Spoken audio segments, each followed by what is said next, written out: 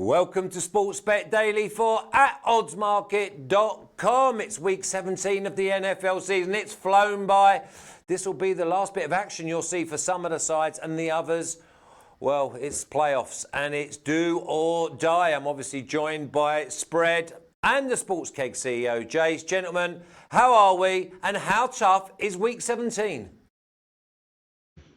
What's up, buddy? Good, thanks, tough. Jay. Spread, when we look at this card, we've got to be wondering who's actually going to play for each team. Yeah, this is like you said in the pre-show, this is a minefield this week, and we're going to be constantly monitoring injury reports and the reports of the beat writers to get an idea towards the coaches and the players' motivations this week. Yeah, Jay, we've got some teams that have already locked up their position in the wild card. They've got their buys. So surely their coaches have got to use this week as a bye and play the second string. Yeah, for a long time, I didn't even bet week 17 of the regular season. But about 5 years ago, I switched it up, and I only back teams that have something to play for in the last week of the year. Because if you're backing anybody else, you're crazy. You have no idea who is going to be in, who's not going to be in. So, and teams that are already locked up and can't move forward in the playoff grid, they're going to rest a lot of their starters. So I stay away from those teams as well. There's only a few teams that I think you could back this week. Yeah, I couldn't agree more, which is very strange for you and I. Spread, let's start with you. Steelers -2 at the Ravens, and the total points are 37.5.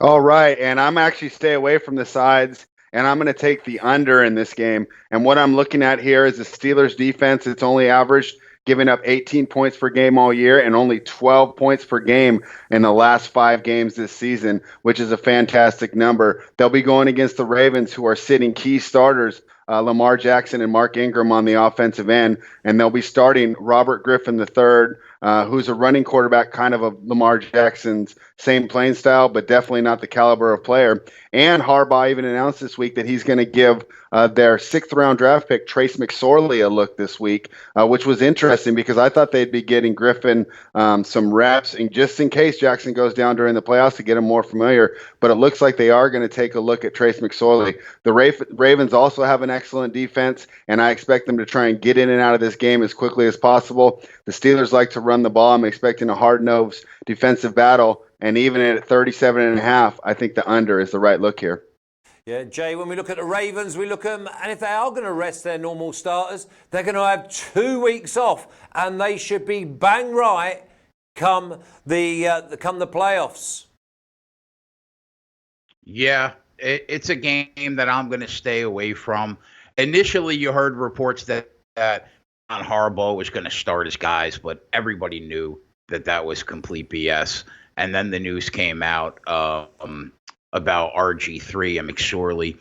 Honestly, I understand why Spread's taking the under.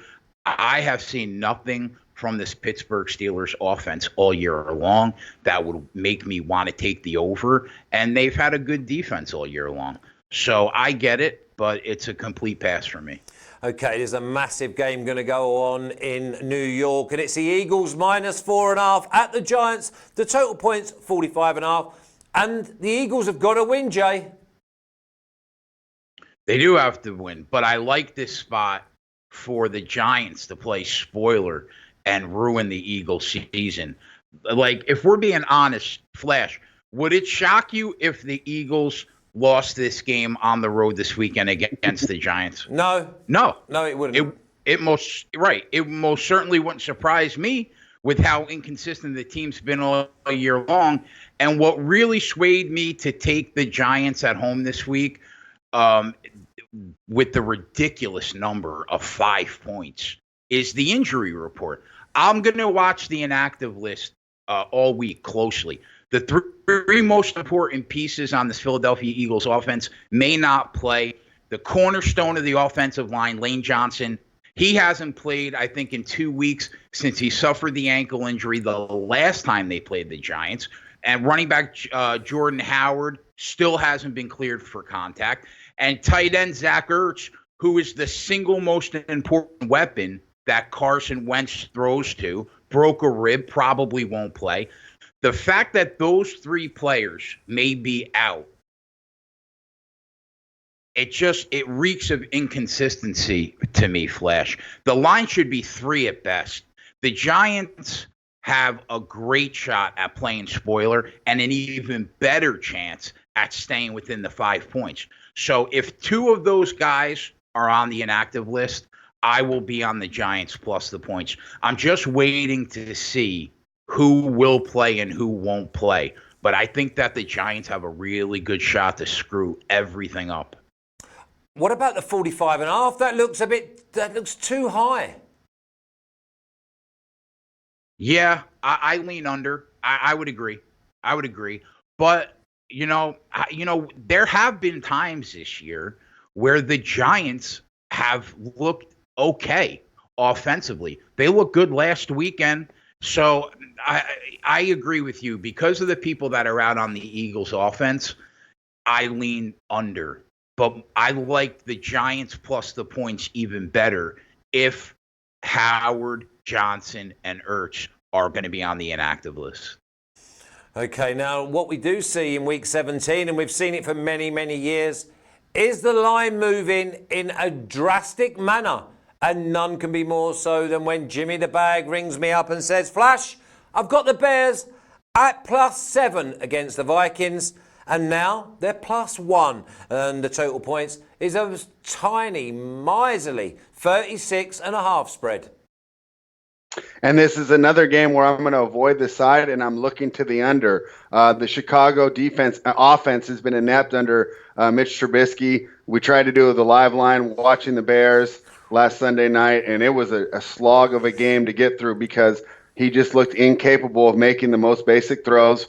Coach Nagy's play calling exhibits the fact that he doesn't trust Trubisky either. So what we have is a terrible offense and a fairly good defense in the Bears. Now the Vikings will be looking to get right after a horrible primetime performance as well. But once again, they have a very tough defense that's going to stop this run game. Mike Zimmer has not announced his plan for the starters yet, and this would be an interesting situation where I think he might consider playing Kirk Cousins to try and get some momentum back after the poor performance that he put up on Monday night. So I'm not necessarily counting him out, but even if he does, after a quick lead, I think that they will go to the run game. They have the 6th spot locked up regardless of the results of the game. So I think they'll just try and get some quick hits, get his confidence back, go to the run game and run this thing out. Even though it's an incredibly low number, I'm on the under again. I couldn't trust Kirk Cousins to chuck me a napkin across the dinner table on Christmas Day. Honest to God, I will make a statement now, and I want people to remind me that if I go near betting, backing, or leaning towards the Vikings when Kirk Cousins is sitting at QB, then just please remind me because I will never go near them again. They were so bad, and as soon as the television comes on. But the funny thing is that in prime time, he struggles. He's 0-9. But he's got to realise that every game, every time, is televised. So why are we seeing such a difference? I really don't know. Let's kick on, Jay. Raiders +3.5 at the Broncos, and the total points 41. Yeah, complete pass for me. Okay. I could care less what happens in this game. It's a pass. I mean, Spread. I don't even know why they're playing this game. Spread it, yeah. They're playing it because they have to.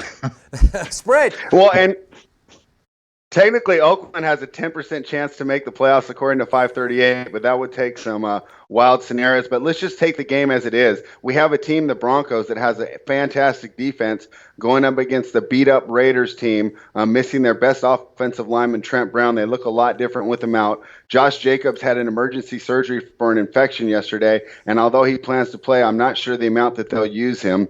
And then we have a team in Denver, great defense, and I'll tell you what, on this show, I doubted Drew Lock, but he's proved me wrong. He's 3-1 as a starter, and he's playing a lot better. My last factor going into this game and choosing the Broncos is, we talked about Kirk Cousins' failure in primetime. Well, Derek Carr has the same stigma with playing in cold weather.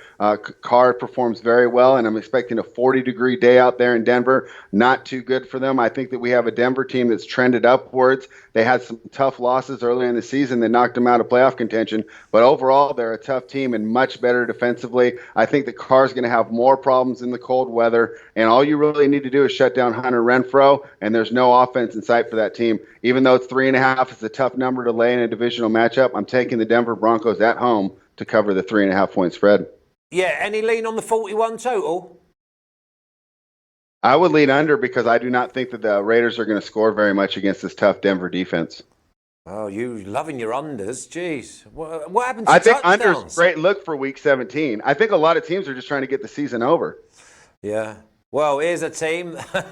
I'm coming to you, Jay, for this one, because this team's been on holiday for about 6 weeks. We've got the Saints minus 13. I think it's a gift. At the Panthers, and the total points is 45.5. Yeah, the Saints are another team that has everything to play for on Sunday. They're still playing for a first-round bye, so they can bypass Wild Card Weekend. They need a little help, but it's possible to win this game and have either the Packers or the 49ers lose on Sunday, and they clinch a first-round bye. If they win the game and both the Packers and the Niners lose, then they'll be the number 1 seed in the NFC with home field throughout. So that means that the Panthers have close to an impossible task on Sunday. Will Grier, in his second start ever as an NFL quarterback against a team that runs like a clock and what seems like every week is breaking an NFL record individually on offense. All of that is a daunting task for the Carolina Panthers. So we know they have no chance in this game. They know they have no chance in this game. So the question becomes, are the Panthers good enough to stay within 2 touchdowns of the Saints at home? And in my opinion, the answer is no. Not with a rookie quarterback in his second start ever.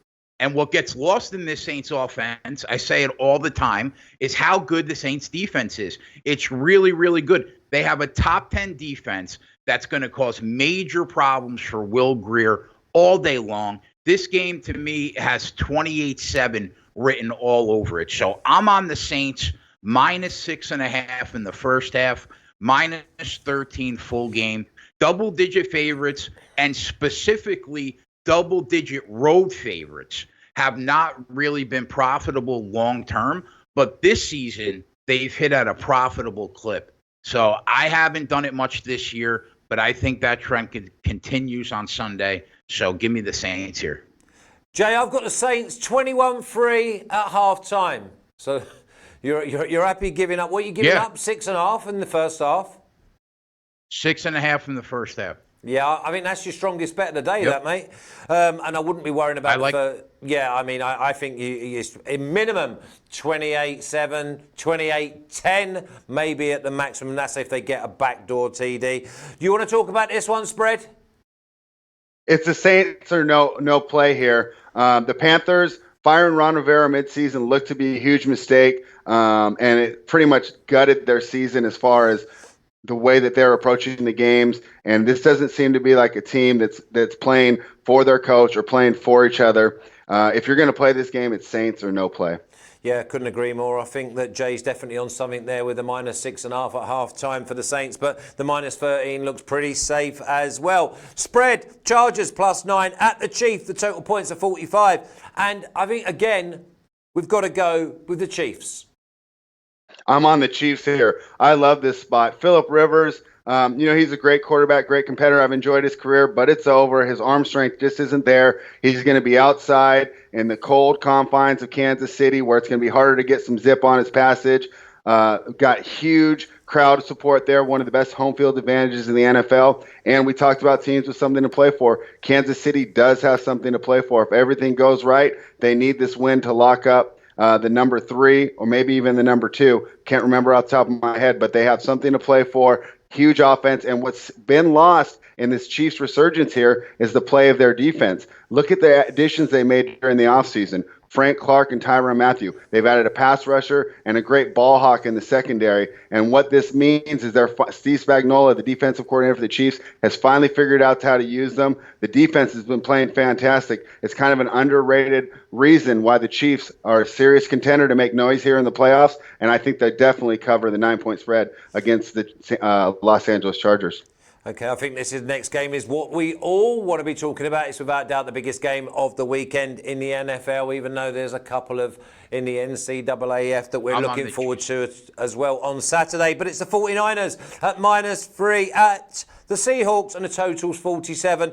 Jay, I'll come to you first. I've taken the 49ers at -3 because I just think they get it done. Yeah, quickly, I'm also on the Chiefs. With spread, mirror image game of exactly what we just talked about in the NFC with the Saints.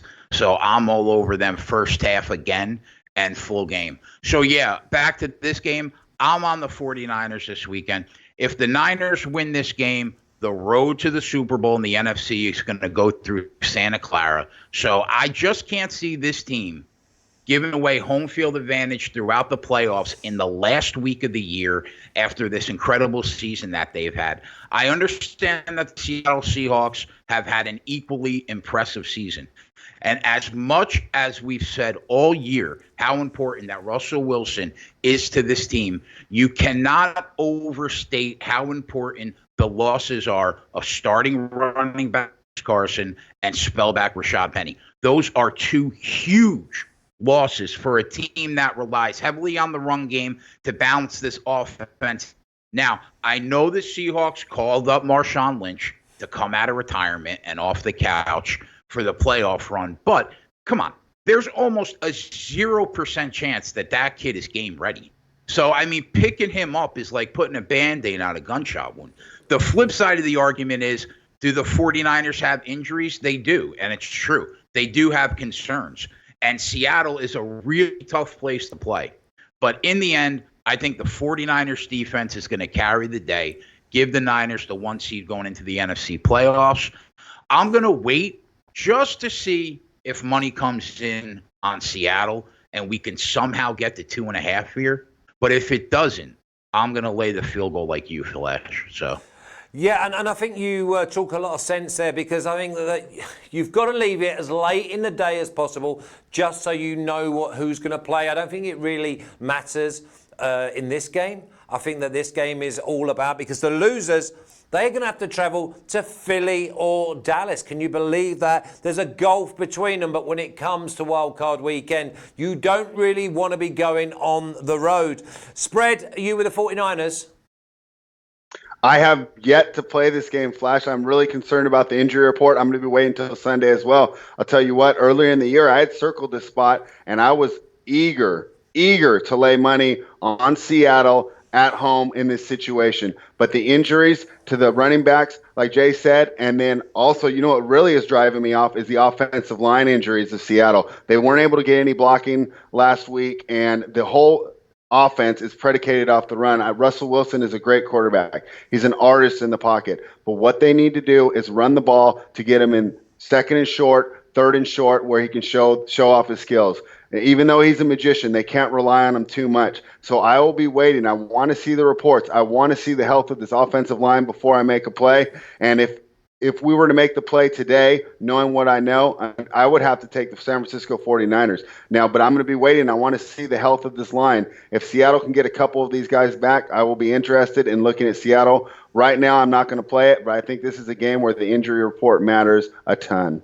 Well, I'll tell you what you could do. We could have a little coup here, boys. Get our heads together. We'll spread the word that the Seahawks are at full strength. Everyone steams into them. We'll get the 2.5 about the 49ers, and we'll lump on.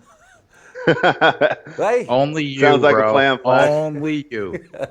Hey, you've got to get the edge. You know that. Right, who wants to go first? I love this spot. The Falcons at +1 against the Bucs, and the total points are 48. Spread, you like this game?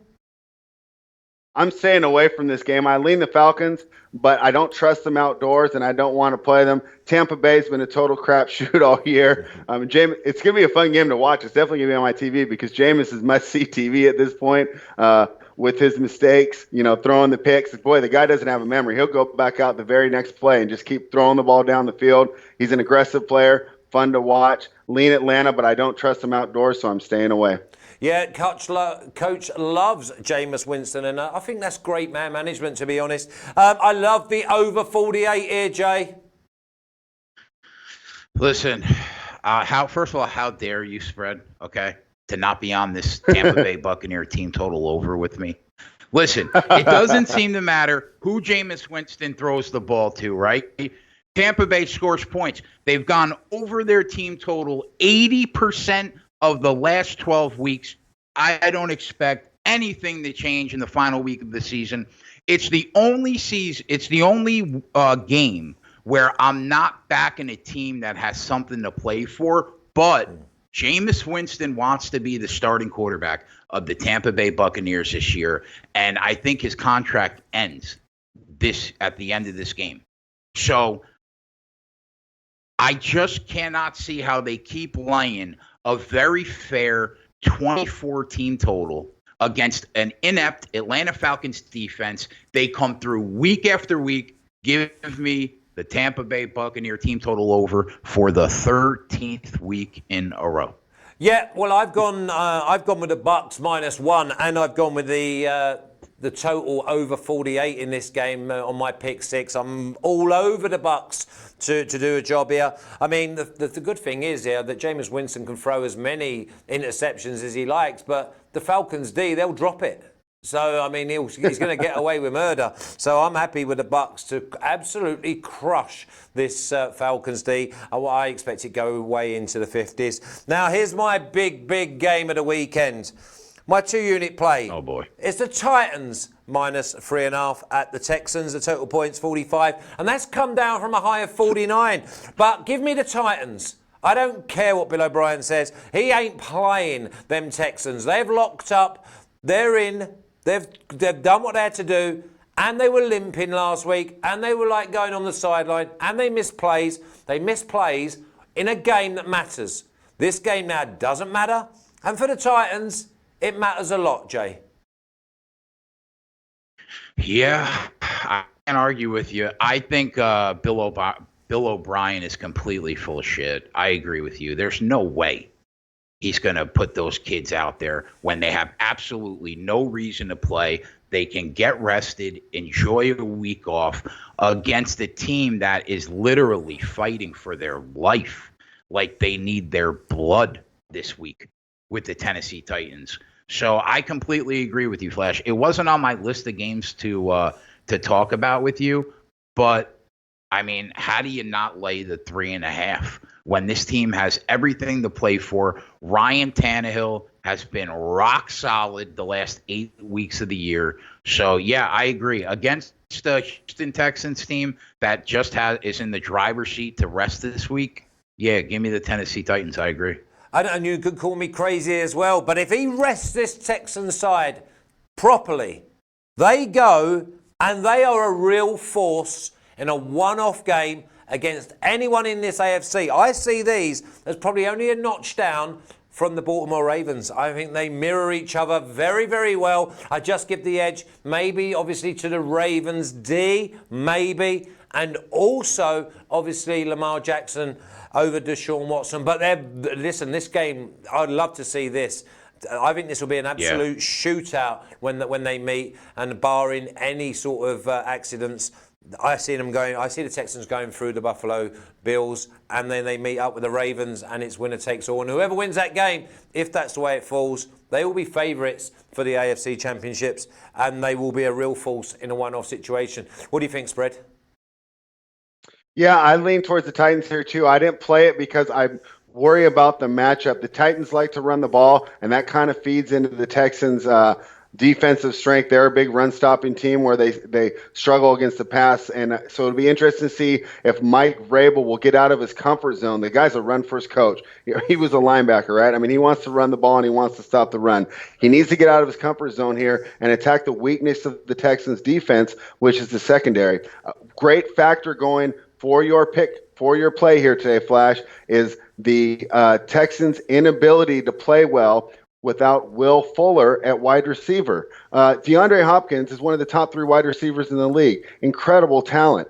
But the quarterback rating of Deshaun Watson drops immensely when Will Fuller's not on the field. It surprised me when I was studying this game. When I was looking the numbers up, his quarterback rating drops 20 to 30 points when Will Fuller is not on the field. He needs Will Fuller as a big play threat, and even if he's not getting Fuller the ball, Fuller opens up the middle and underneath for DeAndre Hopkins by being able to stretch the field and grabbing the safety help and taking it all the way deep into the end zone. So without Will Fuller, the Texans offense is not nearly as potent.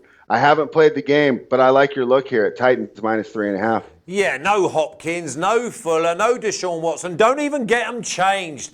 Cut them all, sit them down, use it as a bye week. That's why you do the job early and you haven't got to go into the last game of the season and put everything on the line. Let me tell you now, they are cotton walled up and bring them when at the business end. You get home field against Buffalo side. Listen, you just got to make sure that your boys are near as close. No one's 100% fit at this stage of the season, we know.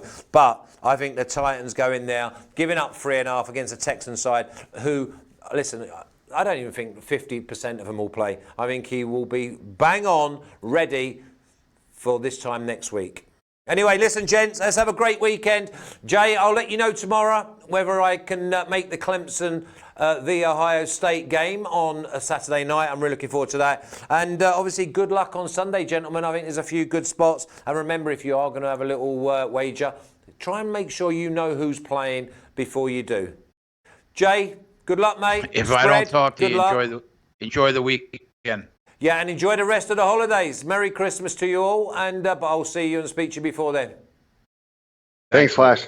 Take care, gents. So that's Spread and Jace. They know their stuff.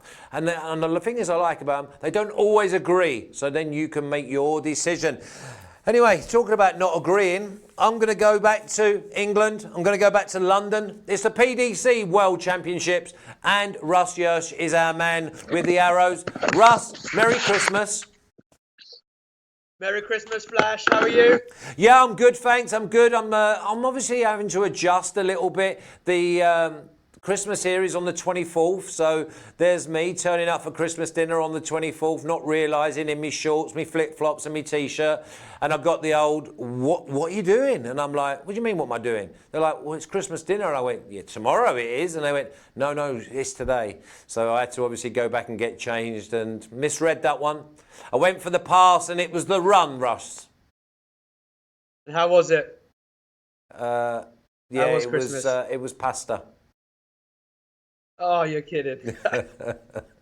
Vegetarian pasta. No pigs in blankets, no turkey, no Yorkshires. Listen, no gammon, no pork, no beef. That's why I'm losing so much weight, Russ. Russ, tell me how your darts has been going, please, mate. Yeah, the darts have been going very well. Anti-post, our two main picks, unfortunately, they've gone out. But the day-to-day picks that we're putting on odds market, we're averaging around about 1.75 correct out of the three. So averaging odds around 2.05. So if people would have followed, they'd be well in profit by now. Okay, well, let's just kick straight on with it then. 2.0, that's evens for the people who don't know the decimals. Mervyn King to beat the Aussie, Simon Whitlock. Yeah, they literally can't split this. Mervyn King, I just fancy him to win this one, pretty much because he's been playing really well towards the back end of the year. And when it comes down to the third round, fourth round, the sets get longer and it's the experience that counts. And I think Mervyn King, he's been there, he's done it, and he can get this one done. Simon Whitlock, very inconsistent. A few years ago, he was causing many of the big boys problems. But the last few years, he's not been seen on the tour as in the main finals as he used to be. So I think Mervyn King to win. It's going to be tight. Could go all the way. But yeah, I think, again, another one like you and me, Flash. Not much hair on top. I think he can get the job done. Well, talking of hair, has Simon Whitlock had his hair cut yet? Still got it. Both ends. He's got lovely little chin he's got. Oh, and that one is about 4.5 foot long that hangs out the back of his head. Yeah, absolutely. Yeah, not great. Simon the Merlin Whitlock. Okay, let's move on. At 2.0, John Henderson plus 2.5 sets to beat Gerwin Price, who's second favourite behind MVG, Russ. Yeah, this is, to be fair, a massive fancy. I saw Gerwin Price live at Alexandra Palace. Put some videos up on Odds Market from me there, live in the Hospitality Arena. And Gerwin Price was very, very lucky to progress against William O'Connor. It was William O'Connor that had the darts for the win, but he misread the double, and then Price followed up to win. So giving Henderson plus 2.5 sets, yeah, I think even money is too big. Unless Gerwin Price comes out with the confidence that he was playing with at the World Series finals and at the Grand Slam finals that he won, then I think Henderson should definitely nick a couple of sets, and then the 2.0, the even money bet is landed. So, yeah, I'm all in on Henderson to keep this tight. I think Price will get the job done, but look, the way he's playing, when he gets up to the Palace, his legs wobble, his arms go all over the place, and he just doesn't look confident at all. So you said about these being longer matches. How many sets are they? It's the best of 7, so it's the first to 4. Okay, so you're only looking at like getting beat 4-2 or 4-3, or even going and winning it and you cash. Absolutely. That's why this is probably the best bet when the arrow starts again tomorrow. Okay, well then on the next one, it's taken me 3 weeks to type this one out. Okay, so your top tip is Michael Van Gerwen to win the match, hit the most 180s, and have the highest checkout at 2.38, which is 11-8 with Ladbrokes. Yeah, when you get Michael Van Gerwen, and even to be fair, the Gerwin Prices, Gary Anderson's playing, especially in the early rounds, and even in this round, the third round, they're 1-6, 1-10, 1-12 to win. So there's absolutely, obviously, no value taking that as a play. So you try and look at a variation within the match to try and get a decent bet, 2.0 or north. And this is where, again, Van Gerwen to win the match, yeah, I think he'll comfortably beat Stephen Bunting. Hit the most 180s. Van Gerwen hit 10 180s in his last match. And on a 180 match up against Bunting tomorrow, yeah, he will absolutely cash that in. The one that you may sometimes have trouble with is the highest checkout. Van Gerwen can win these legs very, very quickly. And again, he may not need to check out bigger than 100, 120. He may just look at his double 16 or double top to finish. However, if he does get a 110, 120, that can land this treble. So at 2.38, I do think there is a lot of value that this will last you the whole game. And hopefully Van Gerwen can make that highest checkout, and the other two will definitely cop. All right, well, your outrights at the start of this have been absolutely useless, right? So MVG, does he win this thing, Russ? Yeah, absolutely wins this hands down. He is the best player, bar none. I think it's 8-11, so what's that, about 1.6. Look, again, it's really, really short, but yeah, it's the only bet in the market. Yeah, it's 1.74. It's 1.74. 1.74. Yeah, it's an absolute 2-pointer, 5-pointer. I do not see anyone coming close to Van Gerwen. He is playing superbly. He loves Alexandra Palace. As I said, the second favourite, Gerwin Price, struggled last time out. He plays tomorrow. And look, if he plays really well, then obviously his odds will trim. Van Gerwen goes out. I guess for Van Gerwen backers, that's what you want. You want Price to really improve on his second round performance. But I don't see anyone else bothering him. Anderson is struggling. I'm just trying to think who else can compete. Darryl Gurney, Glenn Durrant. No one. No one. There isn't. He is the absolute governor. He's so good. He hits these 180s regularly. His averages are great. His checkouts are good. He's massively informed compared to everyone else. And he's modelled his hairstyle on you and I. That's the three of us, yeah. They're like free eggs. Love it. We're like free eggs, but look, he's like free eggs in a box. Yeah, and he's going to be the one coming away with £500,000 on the 1st of Jan, I think, by a mile. Yeah, well, let's hope you're right at 8-11, around 1.74, maybe even 1.75 if you go to on the exchanges. Russ, keep up the good work. Are you going back to? Will you get to see any more darts live? No, I'll be watching it from the TV over the next few days. As I said, it starts again tomorrow, the 27th. The semi-final will be on the 30th, with New Year's Day in the evening, the World Darts Championship final. Yeah, really look forward to it. It's definitely something that's on every single calendar I know in the UK. Kids, mums, dads, aunties, uncles, grandma, granddad, they all sit and they watch the arrows. Russ, keep up the good work, mate. Keep them articles coming in. If you want to see Russ's articles, go over to oddsmarket.com and they'll all be there for you. Russ, enjoy the holidays and let's hope you have a great new year. Brilliant. Cheers, Flash. Have a smashing new year. Thank you, everyone, for watching. Have a lovely new year. See you in 2020.